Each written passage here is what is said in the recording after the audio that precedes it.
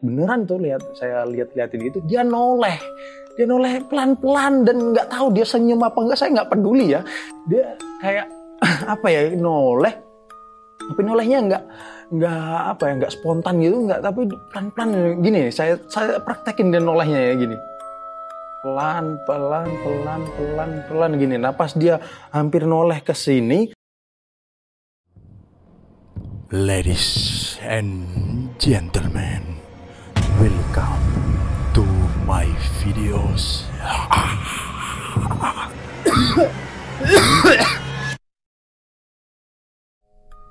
Sebuah kisah nyata yang saya alami beberapa tahun lalu di daerah Sumatera. Silahkan matikan lampu kamar Anda dan simak videonya.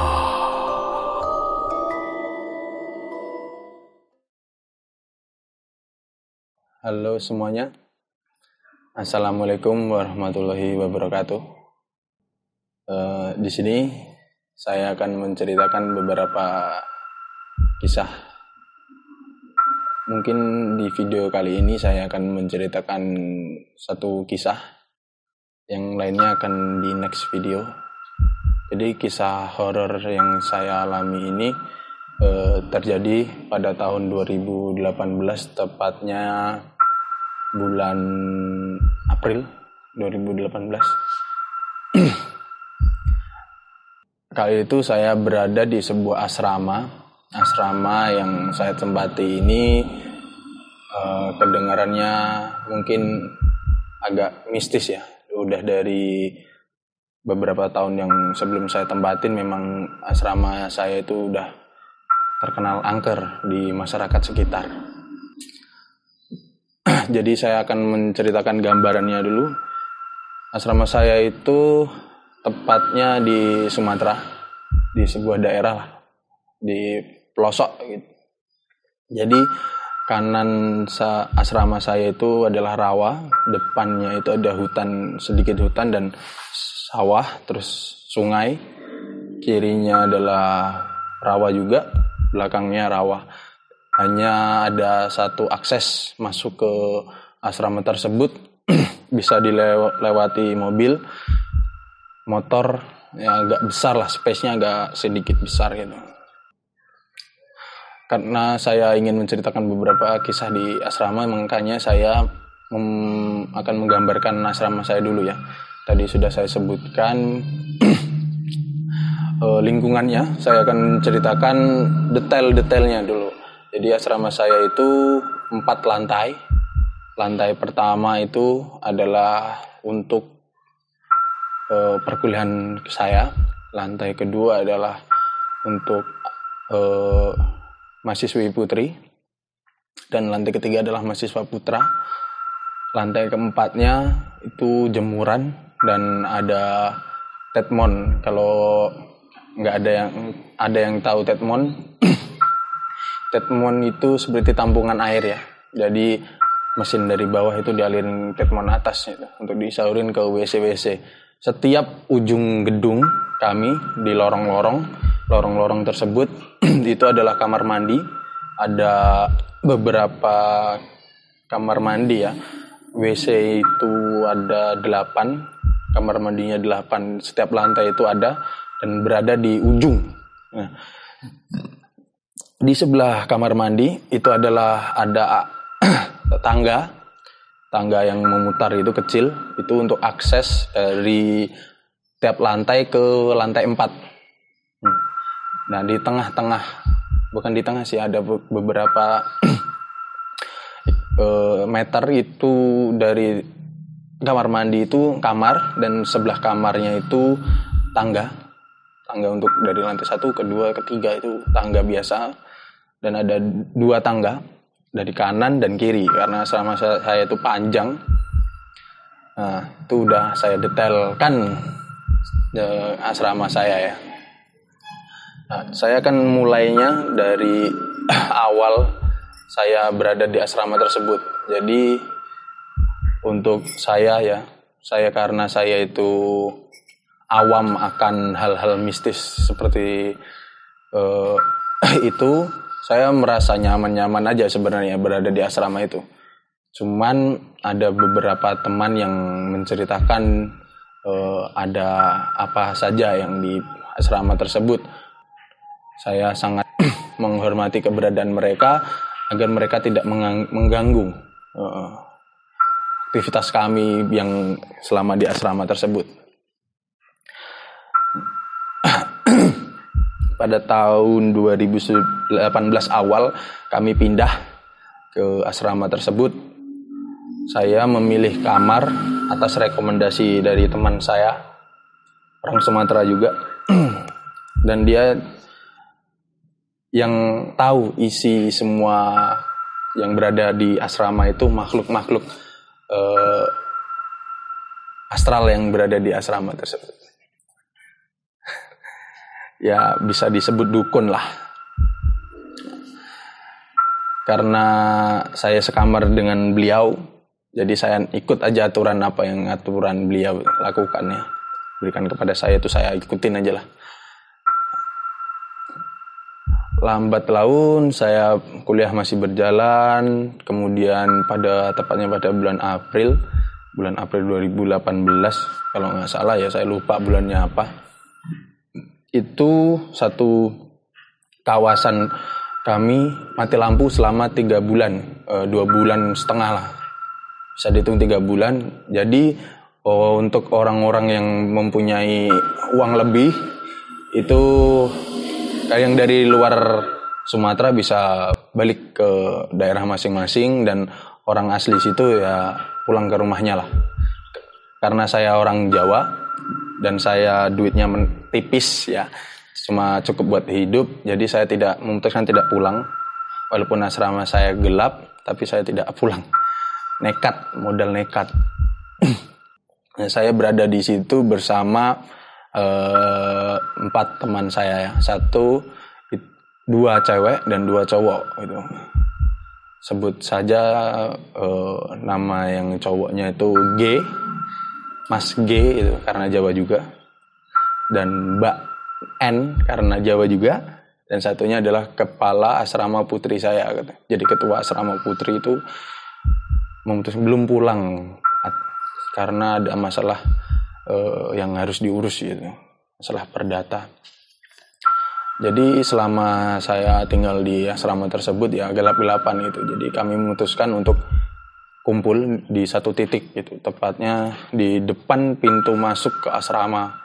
Pas jadi pintu masuk langsung kami pasangin beberapa kasur untuk kami tidur di situ. Karena lantai 2, lantai 3 gelap, kalau ada apa-apa kan jauh gitu. Jadi saya memutuskan untuk tinggal di lantai 1 gitu. Karena lantai 2, lantai 3 itu kan banyak kamar gitu. Jadi kalau ingin berkomunikasi kan susah juga gitu. Kami memutuskan untuk kumpul di lantai 1 untuk sementara itu. Beberapa hari setelah listrik mati itu kami kalau siang tetap beraktivitas seperti biasa. Teman saya atlet ya, latihan waktu itu. Karena saya bukan atlet ya, jadi saya untuk tinggal diam diri di kamar gitu. Jadi kala itu sore, jadi kami masih jajan di sebuah warung kecil gitu. Yang masih buka di situ hanya satu-satunya itu. Saya jajan, kumpul berempat, kumpul di situ dan ingin kembali bersama-sama gitu, barengan maksudnya. Jadi kami ingin barengan, tapi dari pihak universitas itu menginginkan kalau ada beberapa data yang harus diambil gitu.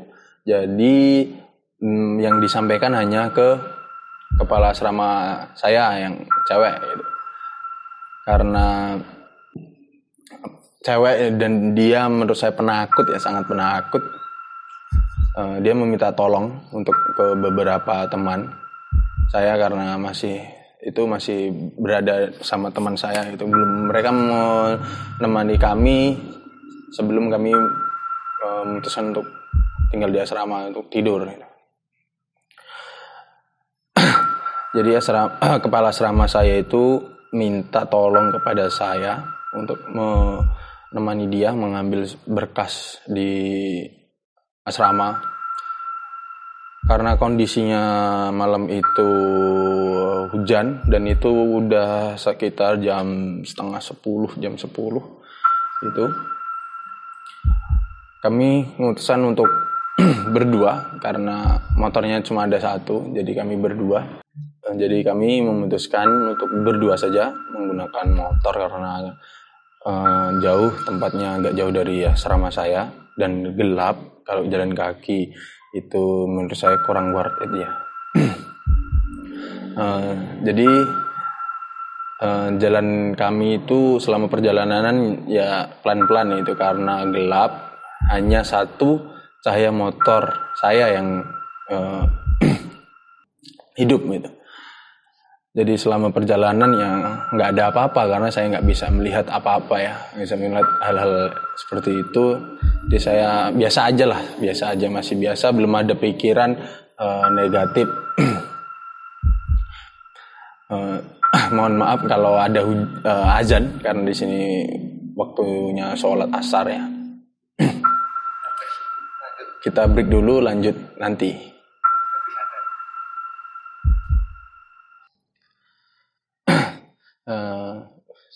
Saya sudah sholat ya guys ya.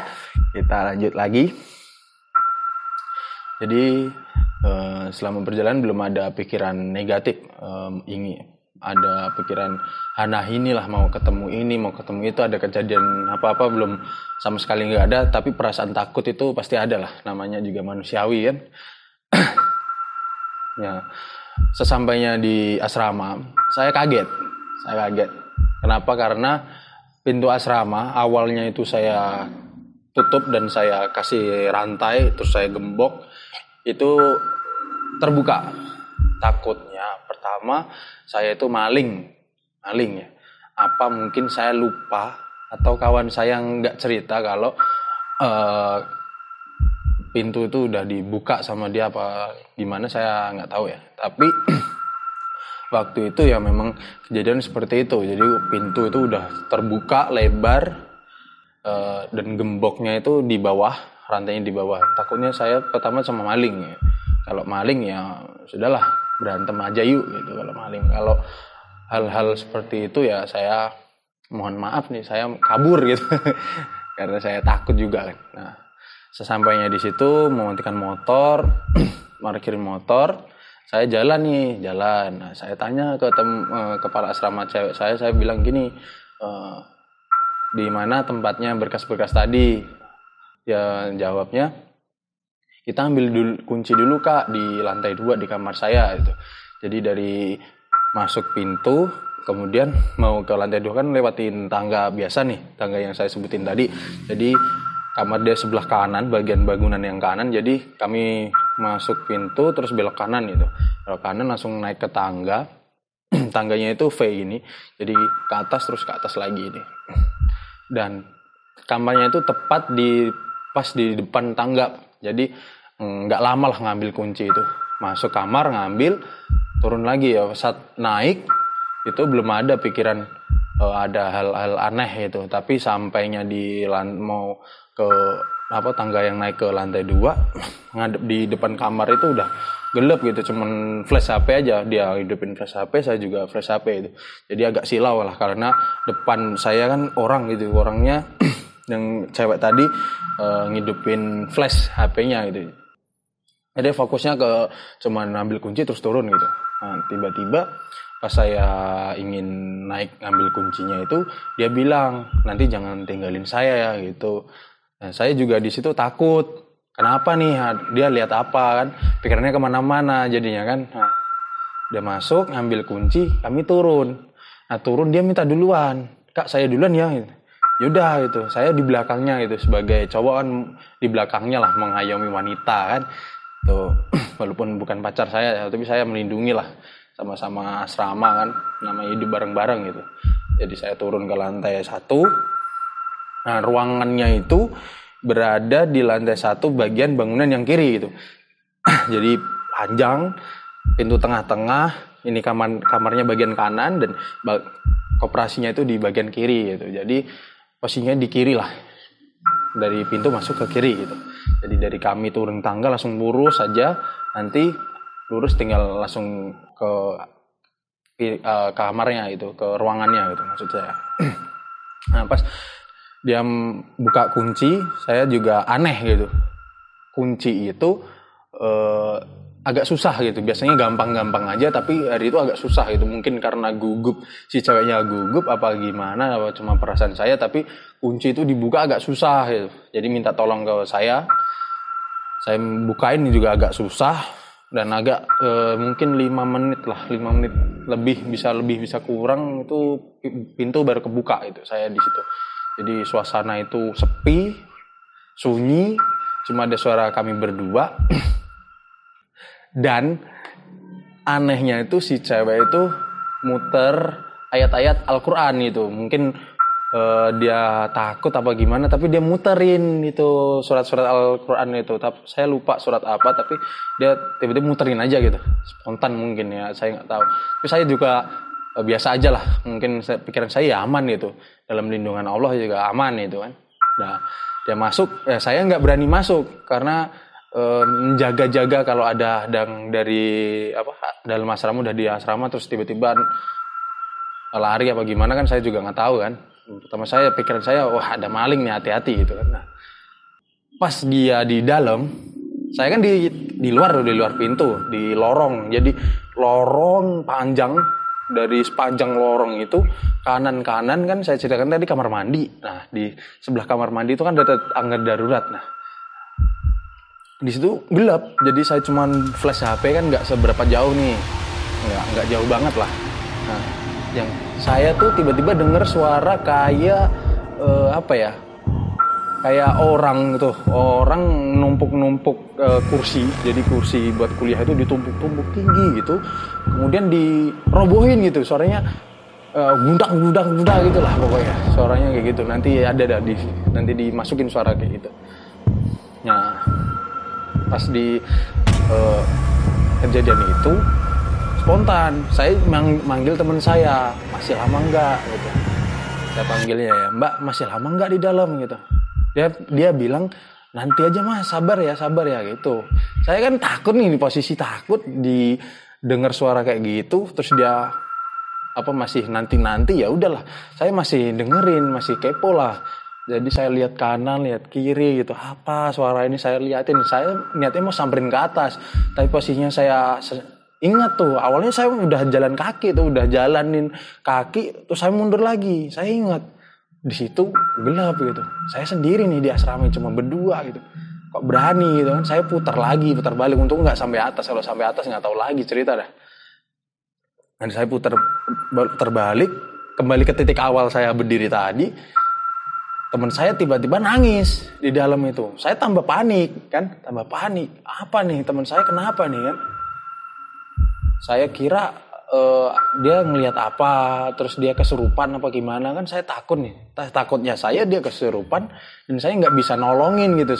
Saya orang awam biasa dan teman saya kesurupan nih, saya bingung gitu kan. Nah, saya tanya, Mbak kamu baik-baik nggak gitu dalam situ? Dia bilang, ya masih baik-baik aja, tapi nangis, saya takut itu. Takut kenapa? Nanti dia belum cerita itu. Nanti aja saya cerita Mas. Nah, tiba-tiba dia tambah nangis tambah kenceng. Saya juga kaget kan. Nah, pas momen-momennya tuh pas. Jadi pas dia nangis, saya tuh pas lihat ke kanan di ujung lorong itu ada tangga darurat itu, ada sosok cewek. Cewek itu dia madepnya kayak nyamping gini, jadi dia madep ke sana. Saya di sana tuh. Dia madep ke sini nih, tapi rambutnya ke sini dan dia berdiri pas di pojokan itu. Nah, saya senterin kan pakai flash HP itu kan, tapi nggak jauh lah, nggak bisa sampai sana kan flash HP itu, cuman melebar gitu kan flash HP. Nah, Pas saya flashing, saya lihat-lihat.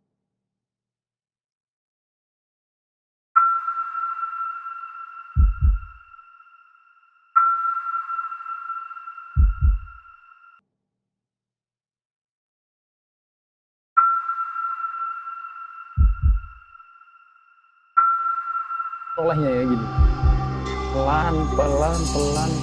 Pelan gini. Nah pas dia hampir noleh ke sini, saya udah nggak berani noleh ke sana. Takutnya saya gimana, terus saya ngedon, cewek yang di dalam tadi kesurupan, saya malah bingung kan.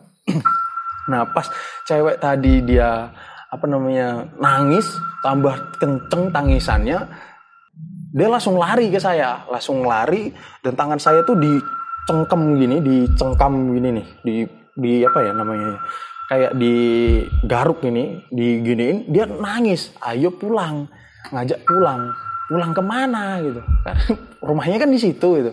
Dia ngajak keluar dari bangunan itu, mungkin dia tahu apa, dia lihat apa gimana, dia belum mau cerita dah. Pas dia ngajak, dia nyengkem gitu, saya udah panik, pintu nggak saya tutup, udah nggak pikiran apa-apa, yang penting pikiran saya cuma satu, cewek ini keluar dari gedung, kalau dia kesurupan saya kacau, saya bingung, nggak bisa ngapa-ngapain, mau nyembuhin nggak bisa, mau minta tolong kasihan, saya tinggal kan. Jadi saya langsung cepet-cepet saya keluar dari gedung itu. Pas perjalanan keluar, dia tambah nangis dan dia bilang gini, ayo cepet, saya udah nggak kuat gitu. Saya juga tambah panik gitu, posisi pas saat itu kacau lah. Intinya saya nggak bisa lagi mau ngomong apa ya. Pas waktu itu ya, pokoknya intinya cepet-cepet keluar dari gedung itu. Pas bener keluar pintu masuk. Pas keluar pintu masuk, pintu yang tadi awalnya saya kira tutup terus kebuka. Nah pas saya keluar itu tiba-tiba nutup. Kenceng, nggak ada angin, nggak ada hujan, nggak ada petir, nggak ada apa-apa, nggak ada orang. Pintu itu nutup sekenceng-kencengnya, kayak ngusir, pergi lo dari sini gitu. Kenceng, jedar gitu. Si cewek itu lompat langsung ke motor. Saya kan panik nih, kunci saya taruh mana saya lupa. Saya nyari dulu di sela-sela kantong, agak lama lah. Ya, mungkin beberapa detik saya agak panik dikit kan. Lalu saya gas motor. Jadi saya gas motor. Nah sebelum saya meninggalkan asrama itu kan karena bangunan yang saya ceritakan tadi kan kaca tuh. Jadi bangunan gini terus kaca gitu, dari ujung ke ujung tuh kaca jendela itu. Saya gas motor. Minum dulu guys. Pas saya gas motor, tumpah. Sabar. Pas saya gas motor, itu ada yang tangan nggak ada badan itu ngelambai di jendela yang tengah-tengah bangunan lah, itu dia ngelambai gini. Saya juga gimana mikirnya, itu orang apa bukan itu, tapi tangannya itu kayak hitam, terus kukunya tuh agak panjang gitu, nggak kelihatan badannya, rambutnya juga nggak kelihatan, cuma tangannya gitu kayak melambai. Nah si cewek itu lihat dia langsung kayak mas cepet gitu ya. Saya tambah panik, saya gas motor. Nah pas saya gas motor itu sampailah kami di tempat saya ngumpul tadi itu. Nah di situ masih ada warung bapak-bapak yang jualan. Nah terus ada teman-teman saya juga. Saya ceritalah di situ, cerita segala macam, sharing juga biar teman-teman asrama saya tahu, karena kalau saya nggak kasih tahu saya di hati saya juga nggak enak, karena tiba-tiba dia pas saya sampai situ masih nangis gitu, tambah kenceng nangisnya itu, mungkin trauma apa gimana kan. Nah sampainya di situ berkas ternyata belum diambil sama si cewek itu karena panik tadi. Nah pas sampai di situ dia baru cerita kalau dia kenapa nangis, terus kenapa dia manggil saya terus minta kawan, minta temenin ke dalam situ. Saya nggak dengar kalau dia tuh minta temenin ke dalam gitu, saya nggak dengar. Pas sebelum dia nangis itu dia udah minta tolong ke saya kalau temenin yuk ke dalam gitu. Saya takut di dalam sendirian gitu.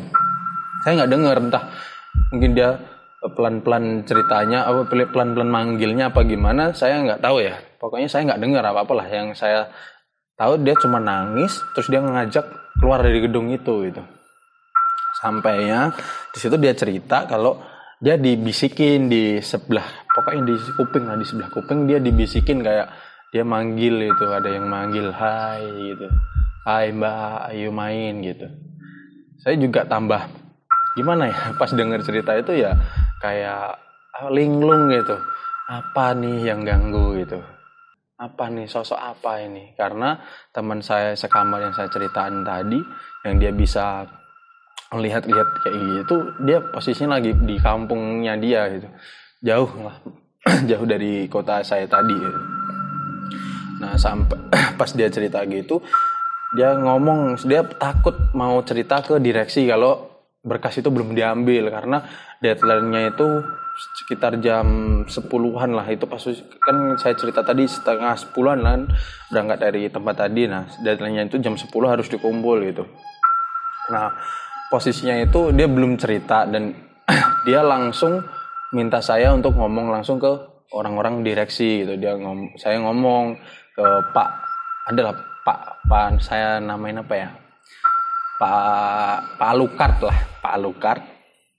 Nah, Pak Alu ya, si Mbak ini belum ngambil berkasnya gitu karena takut, dia masih nangis gitu. Saya temenin tadi ada kejadian-kejadian yang enggak mengenakkan gitu, dan dia kepo, di-share lah di grup mereka.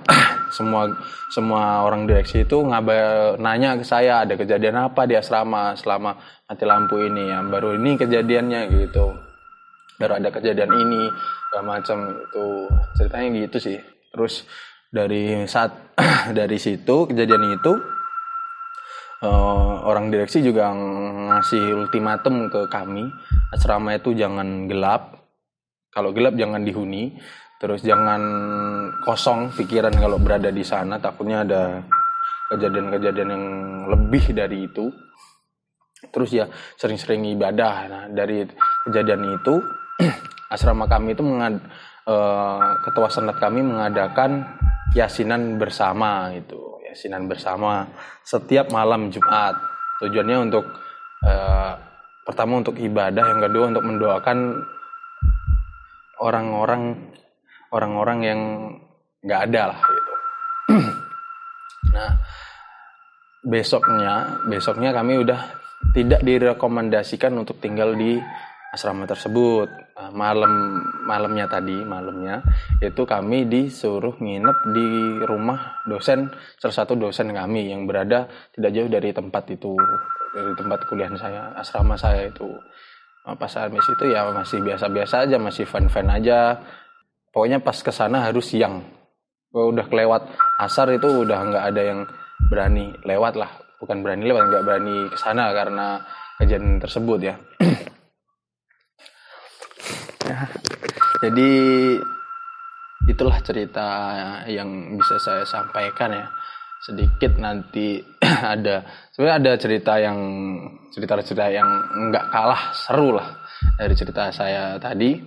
Ya. Kita nanti pasti akan saya lanjutin lagi nih part 2, part 3 dan seterusnya, tapi di lain video.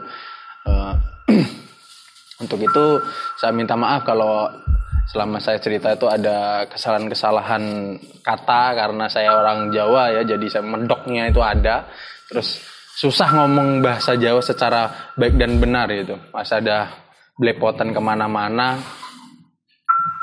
Ya tunggu aja next video ya. Bye bye.